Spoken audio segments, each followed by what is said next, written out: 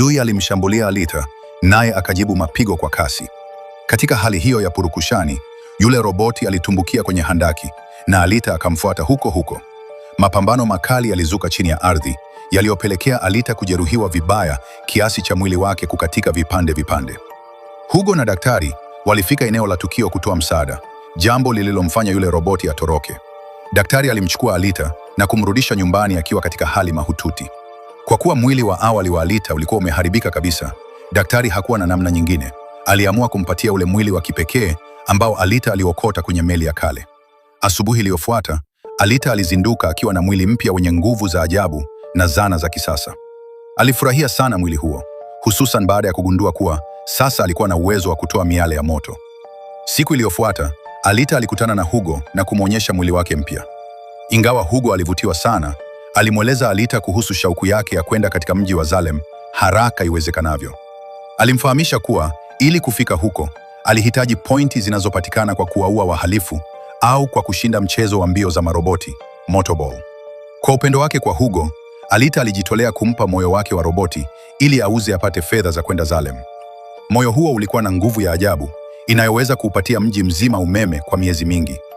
Hata hivyo, Hugo alikataa katakata kuuchukua moyo huo na badala yake akamhimiza Alita ashiriki na kushinda shindano la mbio ili waende wote Salem. Alita alikubali ombi hilo kwa ajili ya penzi lake kwa Hugo.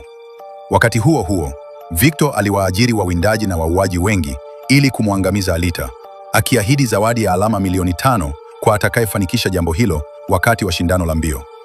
Yule mwindaji aliyewahi kushindwa na Alita hapo awali alirejea akiwa na nia ya kulipiza kisasi kwa kumdhuru rafiki wa karibu wa Alita ambaye ni Hugo. Mwindaji huyo alimuua mtu na kumsingizia Hugo, hali iliyomfanya Hugo aonekane kama muuaji mbele ya jamii.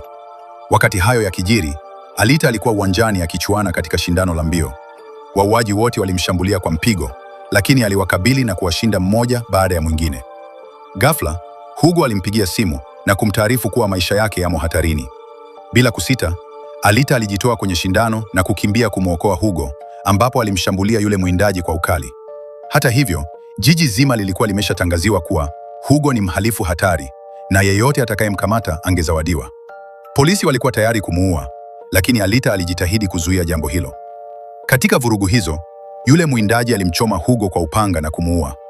Mke wa daktari alitokea na kumshauri Alita autenganishe kichwa cha Hugo na kiwiliwili chake ili waweze kuunganisha mfumo wa maisha na mwili mwingine wa roboti.